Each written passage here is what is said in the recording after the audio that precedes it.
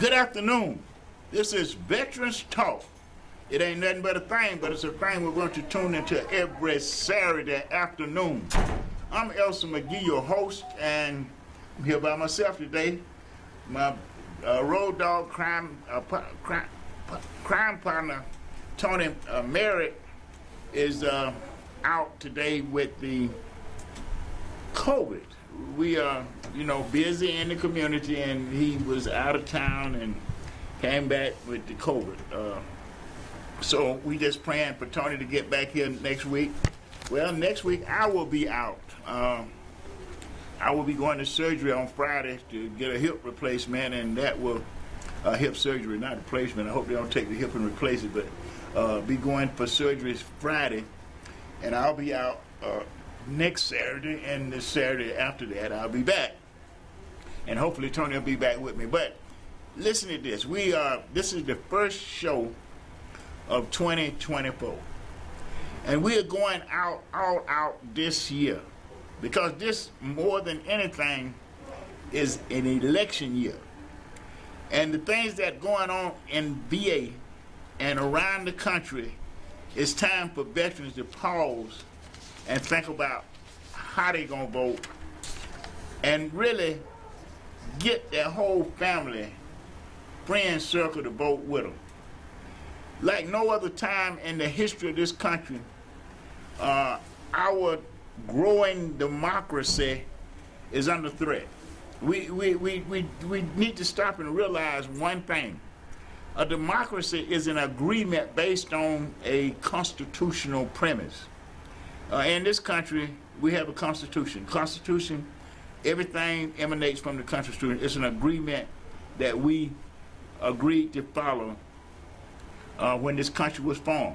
And, a lot of people got a lot of problem with the way it was formed, because we see how they miss history then and how they want to mix history now. They told us, and I grew up in school learning that Columbus discovered America. Later on, I realized that Columbus didn't discover America because people was already here. It was more like an invasion of America. But that's a history, that's a part of American history. And we need to tell the truth about it, because when we keep lying about things, we start repeating circles of errors. And the error that is trying to be repeated now is that they want certain parts of the population to be able to vote to determine what's good for the rest of us. We know what that system looked like, because I was born in segregation. At 76 years old, naturally I was born in segregation. And a little after, black people were given the right to vote. So that's when this country really became a democracy, when all of the people was given the right to vote. So that democracy actually started then. Before that, there was a buzzing democracy. It was written up to be a democracy, but it was not a democracy as it was intended to be, and as it is now. Every country on planet Earth have a community in America. Let's face it, we are the great mixing pot. People from everywhere is coming to America because of the opportunities and the freedoms that we have. And I'm glad about it. I'm proud of it. As a veteran, I got a chance to learn about it firsthand. And by learning about it firsthand, I can see what's going on with the politics of today. Yes, with the politics of today. And that's what we're gonna be dealing with today. Is looking at what we got and what kind of government we have in this country, and how we elect the government, and decide whether that's what we want, because that's what this election year is going to produce. Malcolm put it like this when he was studying this democracy. In order for us to become full citizenships, it's going to take the ballot or the bullet. Right now, more seriously than ever before, we got a spirit in this country a spirit of sabotaging the government the way it is now. You know, we're looking at the news every day, and we see that the ex-president Donald Trump, number 45, dominates the news in this country. Just purely dominate. Every day, it's all about Trump and what he's going to do or what he's not going to do, or what we can do with Trump or what we can't do with Trump. And he's challenging the Constitution like never before. He wants to be above the law. And he thinks that he has laid the foundation to do it because he have tapped into the hate of a large number of Americans that's willing to go along with him being a dictator, because that would give them freedom from us, people of color, from us having equal opportunities, equal access to the opportunities in this country. Well, I'm going to say this. I was wounded in combat in Vietnam where 58,000 of my peers died believing in America, believing what America stood for, standing up for America even though we did not know what the war was all about, but we fought it to the death. And that was for this country. It's not a perfect country, but it's the best country when you look at other places to live in the world. It's the only country on planet Earth right now that got highways from one end of the country to another. Even poor people in this country have electricity. Go to Mexico. Outside of the major cities, there's no electricity or bathrooms. They're still using outside bathrooms. Go to Russia. Outside of the major cities in Russia, there's no electricity. People don't have electricity outside of the major cities. In the outskirts of the major cities, they look like we looked in the 1800s. We have to recognize what we have and stop being so entitled in our mindset that we forget that what we got is not put down in cement. Is put down in politics. And the politics in America have become so toxic that the two-party system that we have don't even work together anymore. They don't even work together. One party is trying to sabotage the other party and put in people that don't qualify to be in government. So they got a different mindset for government than what actually is the government that we have today. Now look at the hypocrisy. Donald Trump and the Republicans are busy trying to get Bo Biden,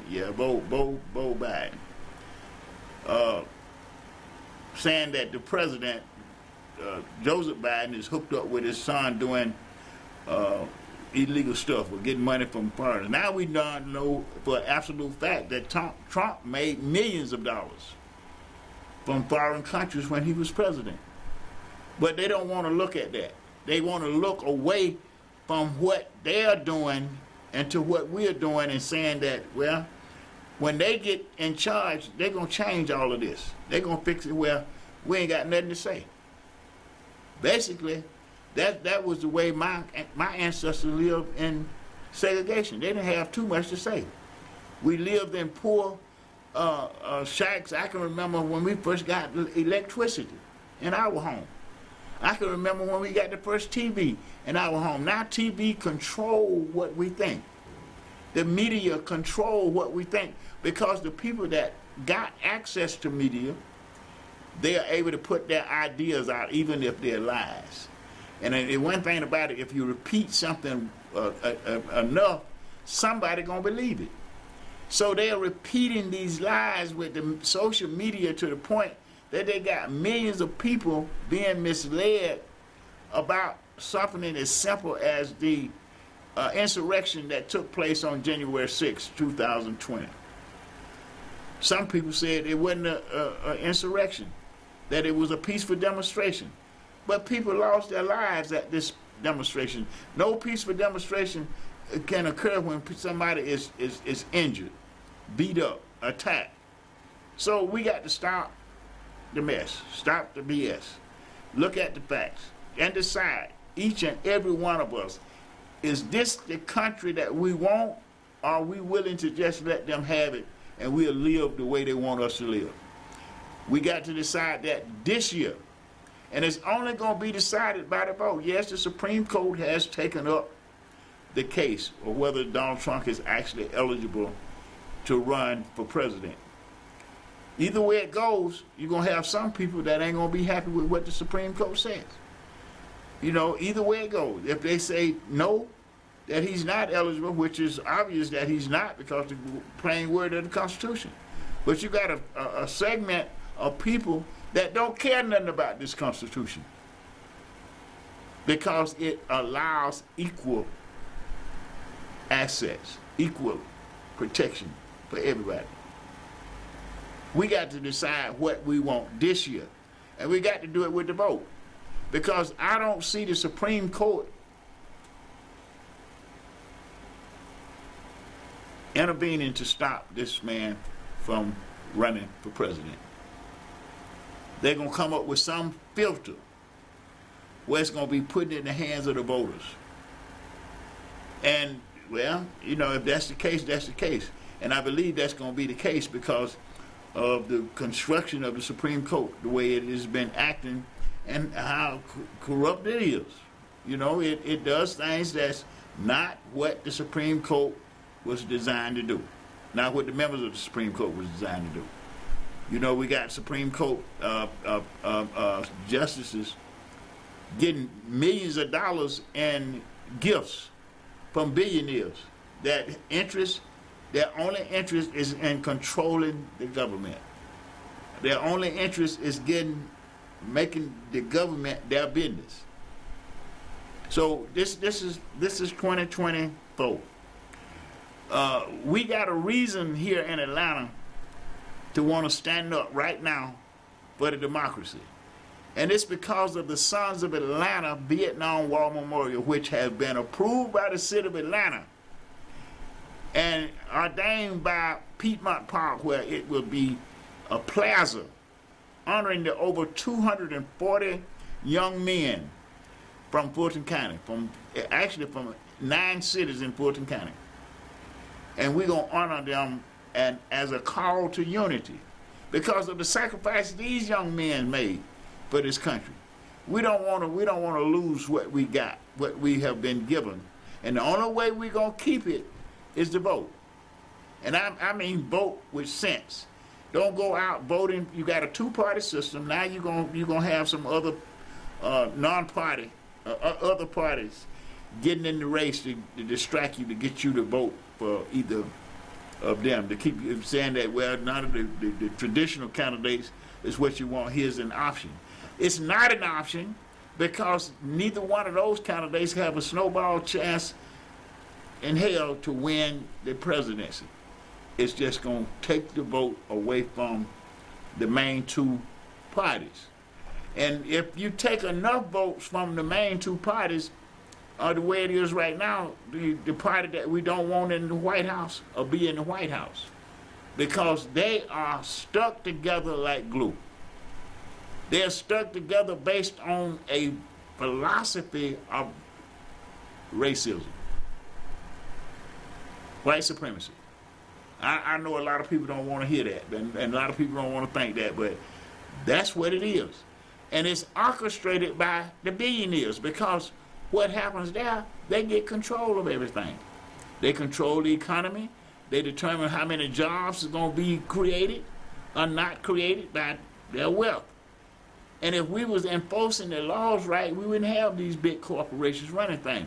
The laws of monopoly have not been enforced in this country in years. There used to be a time, and I can remember right here in the state of Georgia, when the Atlanta Gas Light was forced to let other marketers come into the arena so that they wouldn't dominate the area.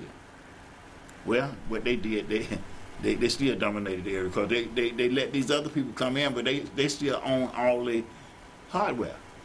Atlanta Gas Light. I don't care if you were Scanner or Georgia Natural Gas, the people that turn your gas on and off is Atlanta Gas Light Company. They still own all the hardware. They just letting these other people market it for them. They get paid for every bill, from every bill still. That was because the lawyers that wrote the bill were smart enough to understand the law. And that's what we're up against right now with these Republicans trying to say that the 14th Amendment's third division of the 14th Amendment don't apply to Donald Trump. It's plain on his face. It applies to him and everybody else that was in the insurrection. Period. But they fighting mad to say that we're now, so the Supreme Court, which has been predominantly conservative judges appointed by the Republicans. So we looking for the Supreme Court to filter this in a way that allows Donald Trump to be on the ballot. And if he's on the ballot, we need to make sure that he get beat so bad that no matter how much he say, stop the steal, it ain't no steal. It ain't no steal. Anytime they lose, it's gonna be a steal. So we got to stop being concerned about what they feel or think. The problem with them is they're acting like a gang, like the mob. They're gonna intimidate people and make people do what they want to do. Now they are actually out intimidating government employees, judges, government workers. You know, like they did the poll workers. These two ladies just simply doing their jobs at the poll. Made their lives a living hell. They had these cowards threatening them, calling them, threatening them, you know. I mean, who does that except a coward? You don't threaten a government worker. That person was put there to serve the people and to serve the government. We got to stop that. In the past, if you threaten a government worker, that's against the law. But now, it's something that they just do. And they holler, well, we shouldn't do this to Donald Trump because they're going to cause more violence. Well, somebody said violence is as much a part of the American psyche as apple pie. So, let it be violent. You know, if it's going to be violent, that's going to take away our rights, well then we need to have the violence. We need to let them know that this is not the 1920s and 1930s in this country. No longer are we going to be denied our equal access, our equal opportunities, our equal protections in this country. And we don't care who threatened who. They need not to be known. We got to just tell them, don't threaten our elected, our public servants. Don't threaten them. Leave them alone. Let them do their job. If we got a way to handle a public official if they don't do the job. Take them to court. Sue them. You got that right, but they threaten them. They do want to do bodily harm to somebody that's in that we listen. This is Veterans Talk. We're here trying to make sense out of a sensitive situation, really, called the plight of veterans. And if you look at the plight of veterans in this country, you will see that in a lot of areas they're why would a veteran go to the VA and commit suicide? That means that he's asking for help that the VA ain't giving him. So he commits suicide. The plight of why are veterans homeless when we got a right to buy a home with no money down? Something is wrong with that picture. And it's about who in the government is working for the betterment of the people. We got people that have infiltrated this government that's sabotaging it. Right now in Congress, they're trying to do a bogus impeachment inquiry. And they're going to let the government be shut down rather than working on some agreements to keep the government up and operating. We should be able to sue those people that's doing these off-the-cuff, bogus, unnecessary things because they're sabotagers. They're simply trying to sabotage the government because they don't want the people in charge to be in charge because it's not operating the way they want it to operate. And we got to be astute enough to understand that and get with it. Get with the vote. This year, you need to be talking with your neighbor, talking with everybody. Because some people want to go vote for these folks because they just vote. Some veterans just going to go to the poll and vote Republican because they've been voting Republicans all their lives. And they're going to overlook the mistakes or the lies that the candidates are telling, or the background or the character of the candidates, because these candidates are demonizing their opponents. They're calling them names. Never before in politics we had people calling people names, because they don't want to have them in government. So we got a lot of work to do this year, family, friends, veterans. We got a lot of work to do. And we need to start right now by talking with our neighbors, talking with our families, talking with our friends, talking with everybody that's 18 years or older to get ready to vote. And let me tell you something. We got to get to our youth, because one of the things that's happening with them, they're so off the chain, they're killing each other.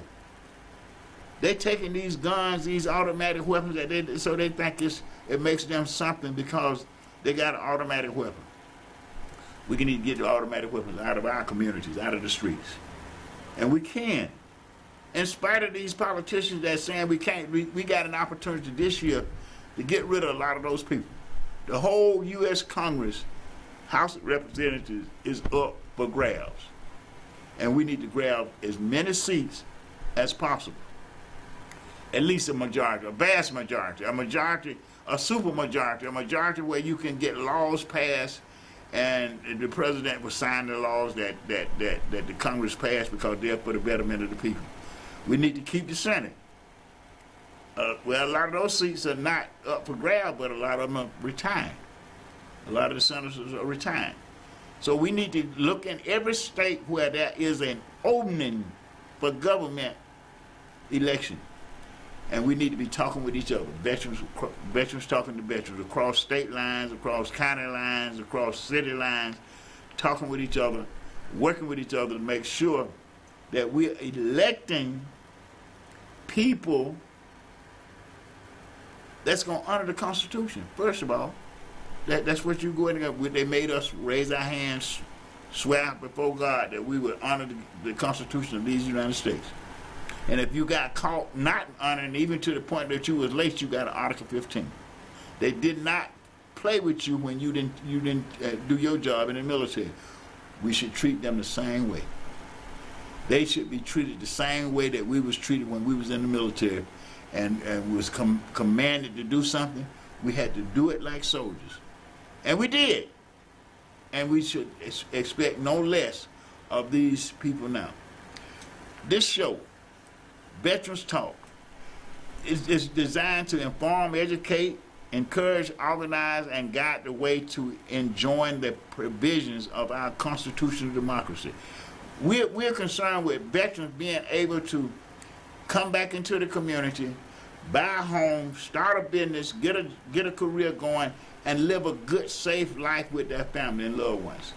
We are not looking for a community where we are scared to let our children go out anywhere because of gun violence. The number one killer of young children in Atlanta, Georgia is gun violence. And we need to do something about it. We got 13-year-olds dying in the streets in Atlanta from gun violence. And we're not doing anything in our community about it. This is a time for us to vote. This is a reason for us to vote. And I'm saying veterans especially because you got people in the party calling us suckers. This guy want to be president and commander-in-chief, but he said veterans are suckers. So how do you treat a sucker? You treat him like he's a sucker. You don't care what you say to him or what you do to him. We don't need nobody that feel like that about veterans. If you feel like that, then you're going to mistreat us. And we're being mistreated now. Look at the claim process at VA. It's overwhelmed. We got backlog like crazy in the old system and the new system. And then we got incompetence at VA like I never seen before. You got people that's so incompetent, before they serve you, they'll jump on you. And just get mad and just beat you up.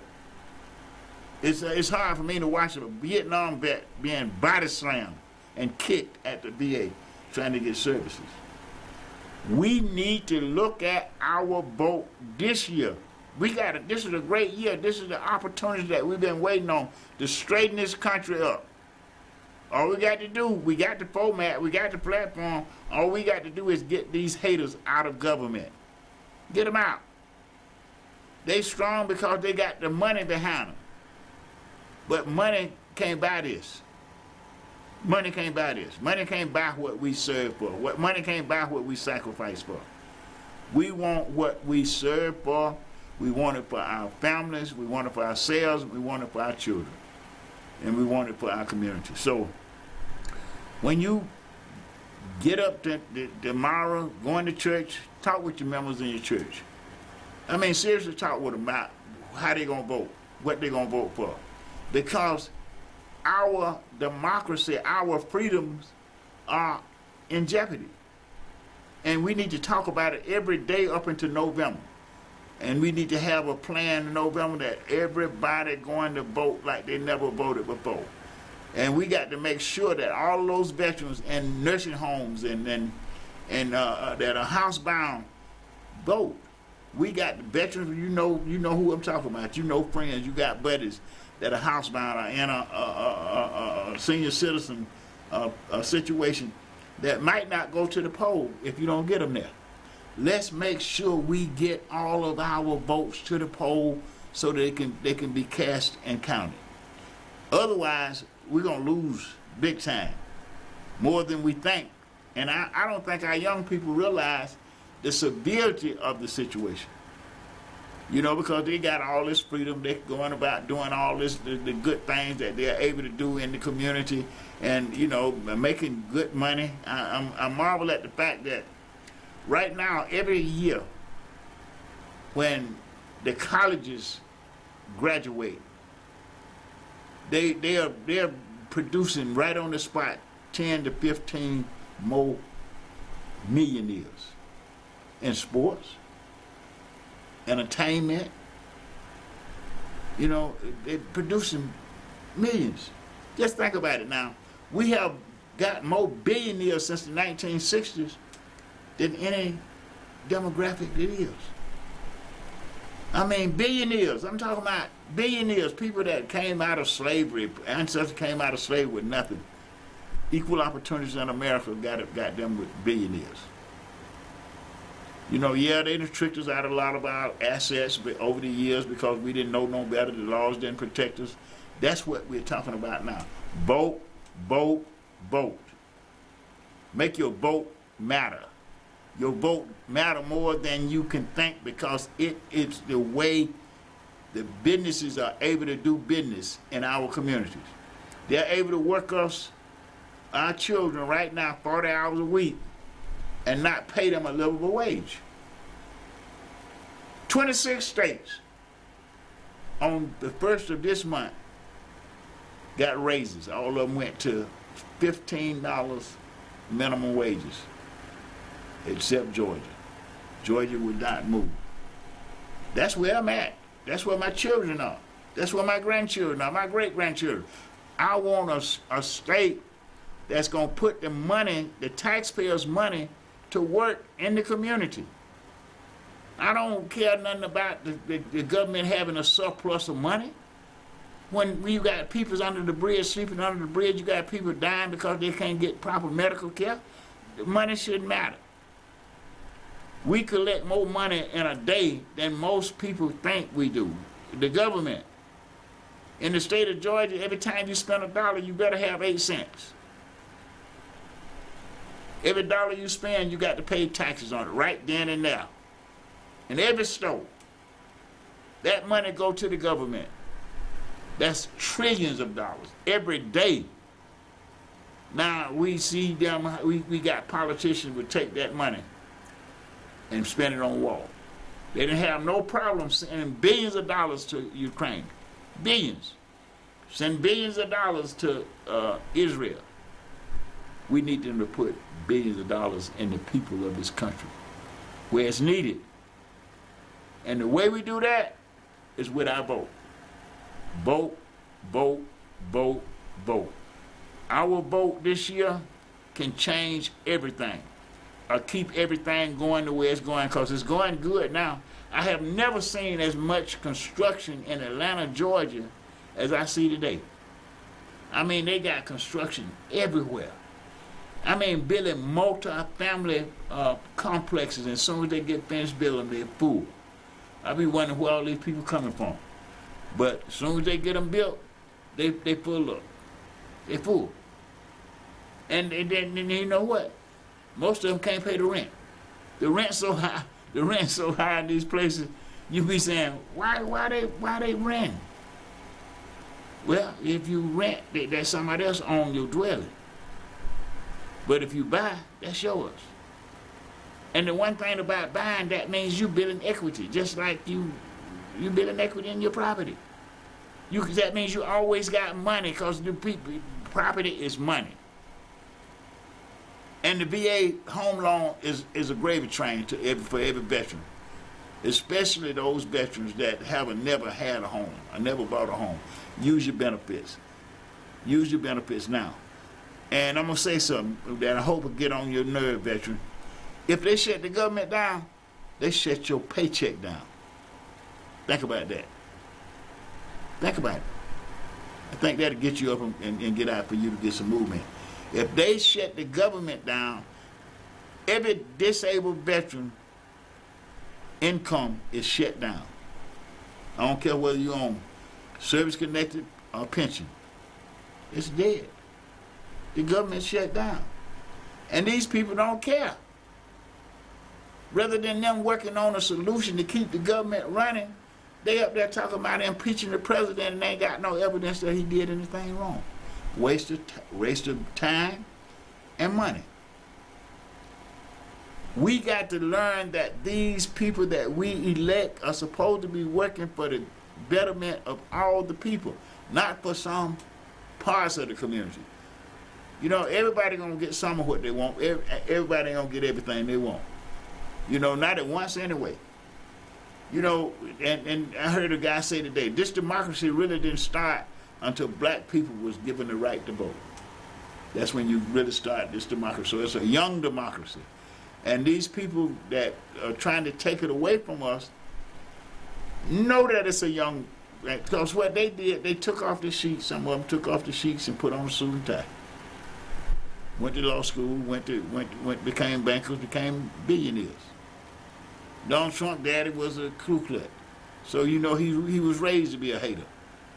So what can we expect out of hater? Because he started the U.S. Football League and gave Herschel Walker some money, he came down here and tried to be a senator? Now that was, if we ain't had nothing else to look at, we need to look at that. Donald Trump had Herschel Walker running for Senate of Georgia. And let me tell you something, he almost won. Almost. And I love Herschel on the football field. I love what he gave us on the football field. But for him to be a senator, the brother ain't got that kind of acumen. But they don't care. They just want a yes man now. They want somebody in government that's going to do what they want done the way they want it done. And we got to understand that's the call for the people. We done showed them, chapter 11, 18, that the government, we can get the government to work for the betterment of veterans.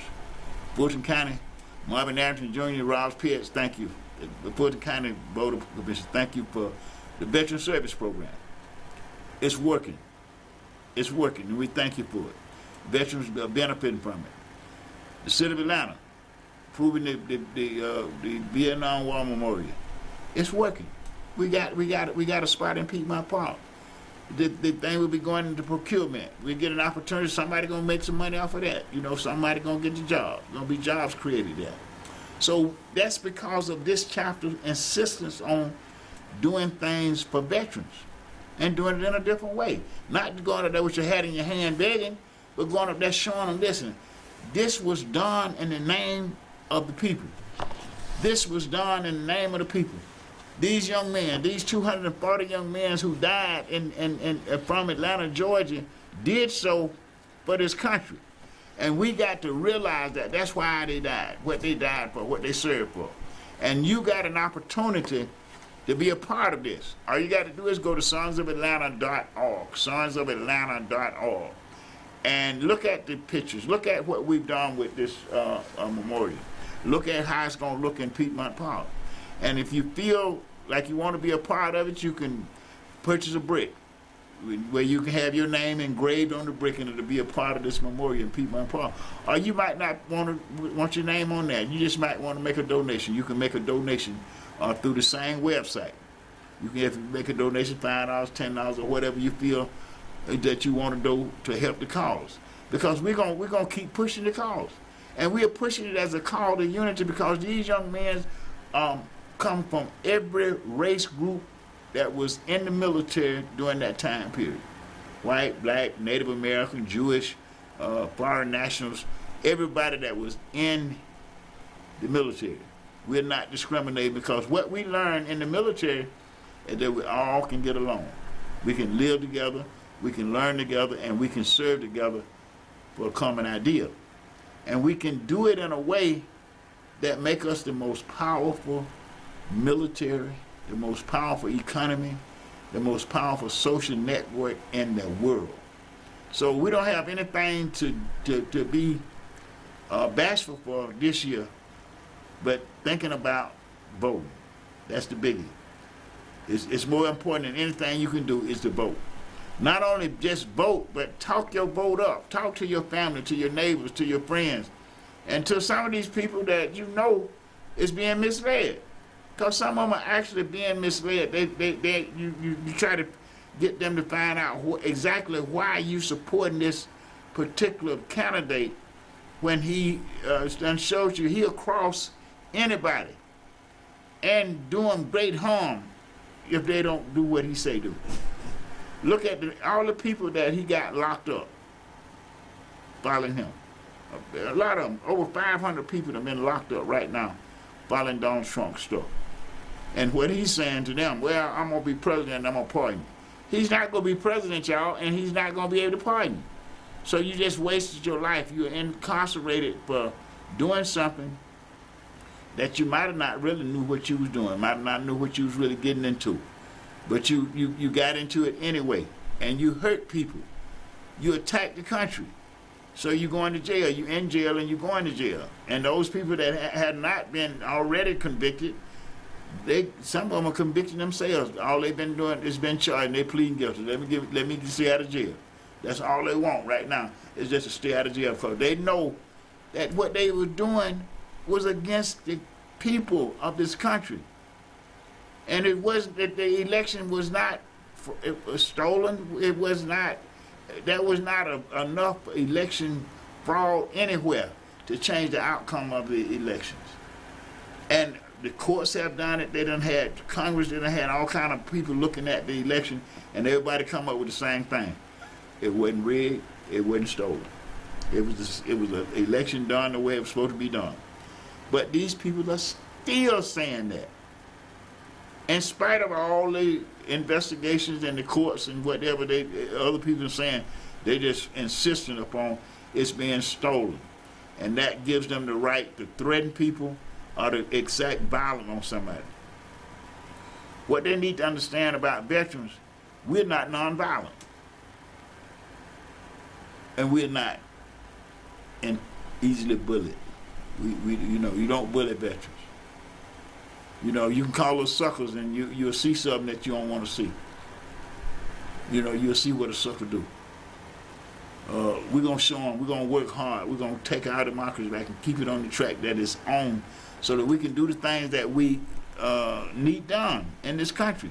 And the number one thing right now is to curb gun violence. Once we get the government back up working for the people, we got to make sure that these guns, people don't have access to guns the way they got access to guns now. I'm a veteran, so I believe in people having their own firearm if they want to have it. But I don't want to walk down the street and see some kid with a pistol hanging out his back pocket. I go in the grocery store, I got some people walking around with guns hanging out their pocket. Not because they're trained to handle a gun or because they need the gun, they just want to. They want a gun because that make them feel some kind of way bigger, better, badder, and they're killing people. And we need to stop. now I want to get to something that happened at VA that I want everybody to watch, because it's a change in the rating system. And I'm hoping that this is something that's going to be continued, changing the rating system in the VA. Because the rating system is antiquated and too subjective. But now they're coming up with a better system for mental health ratings. And it's kind of exciting. It'll go into effect this year. And it changes things. So those people that's fighting that disabilities, just keep on fighting. We changing stuff at the VA every day. What they denied you last month, they might be compelled to get you this month or next month. So don't be discouraged when you get a denial of your claim. That's why the appeal system. We want you to look at the mental health, and it'll be coming out. So just stay tuned. And once it's official, we'll have a diagram on this program to show you how it works, and how if you got a mental disability and you're rated less than 100%, how you can get to the 100%. And that's basically what it's about right now. They got a system, designing a system that's more objective rather than subjective. Subjective meaning that it's at the mercy of the claim adjuster. And that's too much, because the claim adjuster have too much room to deny a benefit. And that's changing with this new rating system. And we hope that this rating system is a casting of what's to come. We hope that there will be some changes in other rating systems, such as sleep apnea. There's some things coming out with sleep apnea. So things are changing at the VA, and we want you to know that. So it's changing because veterans are working for change. And they are getting out there doing the things that we need to do to make changes occur, especially the VSOs. My organization, Vietnam Veterans of America, is in every state. We got 17 chapters in the state of Georgia. We got chapters in every state of the Union and 3 territories. And we all kind of work together. I want to say this, got some things that happened to us this year. We actually on the national calendar, chapter 1118. We are in the December month, so that means you got to go through the whole year to see us. So you get you a calendar, Vietnam Veterans of America. You can order by VBA.org, and you can get you a calendar. So what we're going after, besides the vote this year, we're going after making sure that veterans are getting their claims in the VA right. Been working a few claims that I got some problems with because of the PAC Act, and we're gonna be asking senators and the Congress to change the PAC Act, not to change it, but to amend it to include especially these military bases in this country and some military bases outside of the country, like Okinawa and Guam. We're in Guam and Okinawa, where military president used Agent Orange, and they're not getting the coverage that they need in order to get the benefits. So we want some changes in the PAC Act, and we're going for those changes in the PAC Act this year. And we need your help. We need your support. We need volunteers. We need to build a presence. We got a character. Now we need to build a presence, because most of my members are in their 70s, mid-70s, late 70s, so we need some people to do volunteer work. We still do things in the community, like make sure that veterans are housed, make sure veterans are getting food, make sure veterans are getting clothes. So we're doing more than what we do on the show.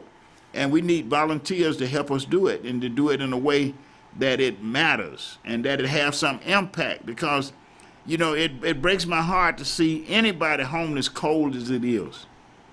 And we can do something about that. We can have impact.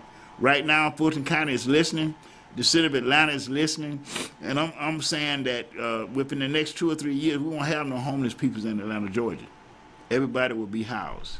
And that's because of the elected officials that we got, the mayor and the several people on city council and on the Fulton County Board of Commission, All of these people are trying to do the right thing, and we need to work with them. We need to encourage them. We need to get out there and do the volunteer work that we need to do in order for this change to occur. We got the resources, we're just putting them in the wrong hands. And a lot of mismanagement and waste is taking place with government grants and funds that are allocated to different organizations and people to do the work that we're talking about. And the work is not being done. You can tell it's not being done because the population of homelessness in Atlanta, Georgia is growing. It's not decreasing, it's growing.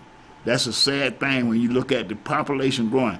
But I want to say shout out to the mayor and thank him for what he's doing with the new housing program that he's developing with these canteens houses.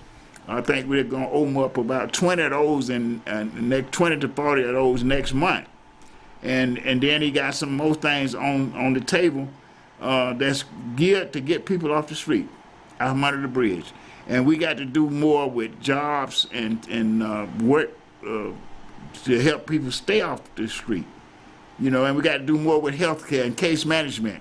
So we're working with Clark College to come up with a program that's going to be in the community centers with us as we do the memorializing experience with the Sons of Atlanta project.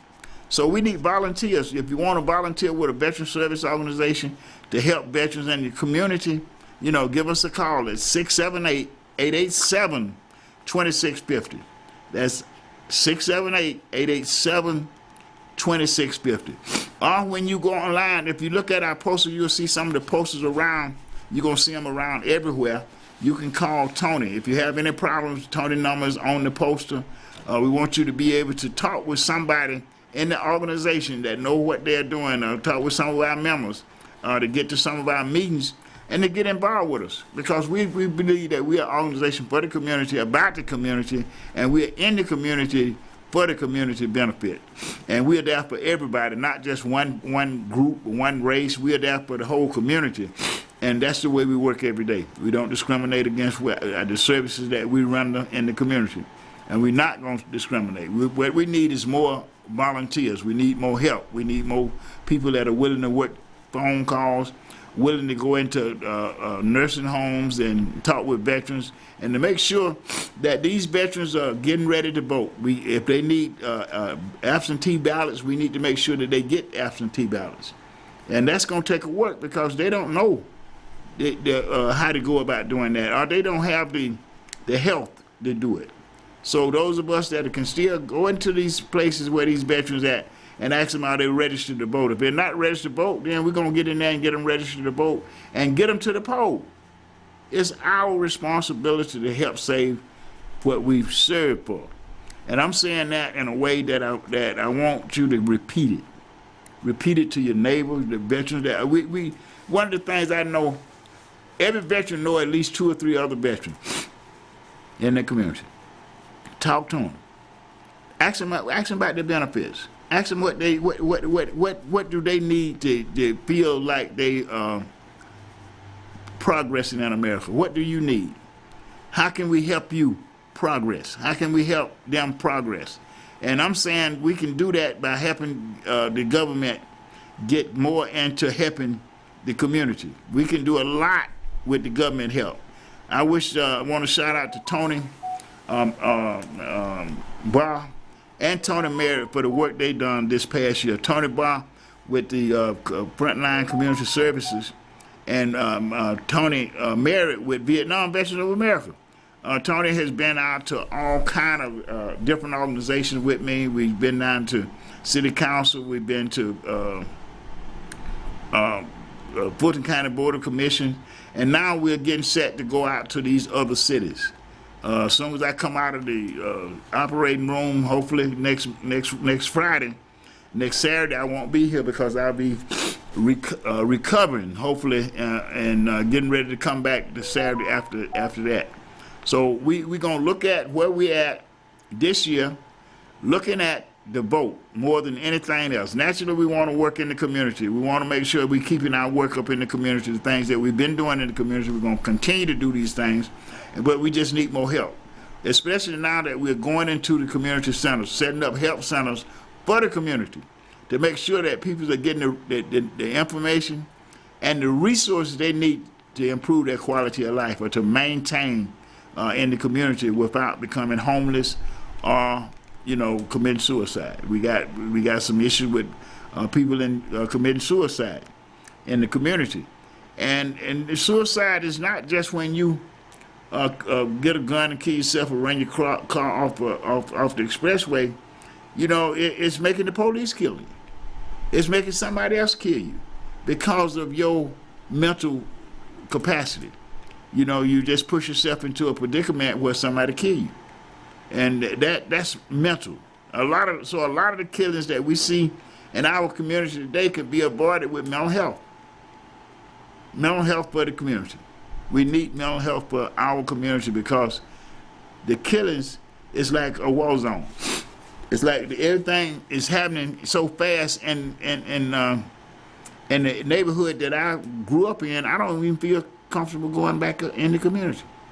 I mean, because I don't know anybody over there, Kenny, and they're killing folks over there like Wild Wild West. You know, right over there where we grew up at. You know, where we... Yeah. So what we got to do, we got to change that. Ain't nobody going to come in there and change it for us. We got to be the people that change. These are our neighborhoods. These are our people. And we got to be able to work with them and make things change in a way that it matters. Now I want to shout out to Cassandra McAllister and Karen and Lovin. You know, we doing some stuff with her. You know, her son was one of these suicide victims, and she set up an organization that's designed to help people understand their hurt and the loss, and come up and deal with it, the hurt and the loss. And you can only do it with somebody caring about you, somebody loving you, somebody being there for you. So I want to shout out to her and thank her for what she's been doing with her organization and with her thing. And all the other, Herman down in Clayco, down in there doing the veterans, helping veterans in Clayton County. You know, we need veterans everywhere working together. That's one of the things that will make the community stronger. If all these veteran groups and veteran posts will work together, make sure that because we're serving the same population, we're trying to do the same thing in the community. So let's work together in 2024 to make a difference, make all of our resources go further, and have a greater impact on the population that we're trying to help. And that's us. We're trying to help our community, the whole community. And what we're looking at is politicians doing stuff that don't make sense. You know, I don't know what they think will happen to all these people that's showing up at the borders want to come in this country. Well, you can't let them all in at once, but we need them. You know, the workforce, you know, the people that do farming, need them. That's one reason the food is higher, because they don't have enough people in the fields getting the work done, so they ain't got getting enough stuff to the market that will cause the prices to go down. So we need to get an immigration system that works. These people want to come in this country because why? They got great opportunities. We need them here. We need the workers. And we know we need the workers, so we shouldn't have these politicians demonizing these people. Just demonize them, talking about they cooks and criminals and all this stuff, and they want a criminal to run for president. I mean, you know, we got to look at the hypocrisy and call it out. Because when you see it and don't call it out, that means that somebody around you might believe what they're hearing if they don't hear a voice that say, no, man, that's not right, that's not true. You know, and most people ain't gonna stand up for the truth now. But we need you veterans to stand up, to speak out. Because it's undermining our service.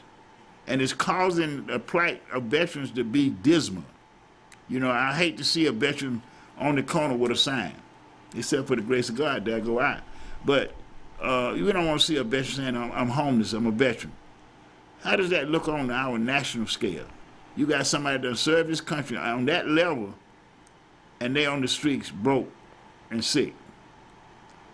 We can do better because we are better. And until we know better, we got to keep saying better things to our community. And that's where Veterans Talk come in every Saturday.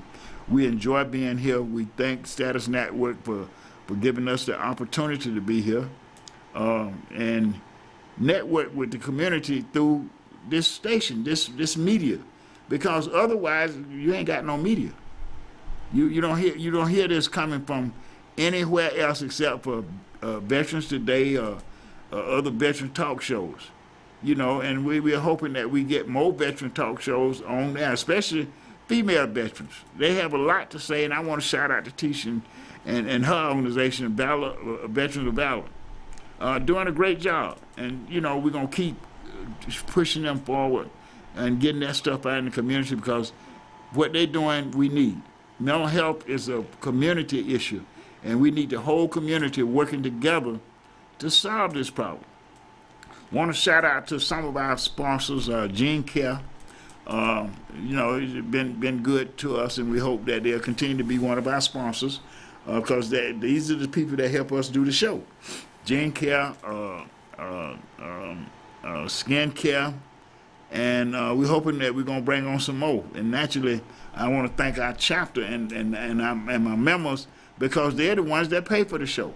They pay every month. They give up donations to make sure that we can do the show.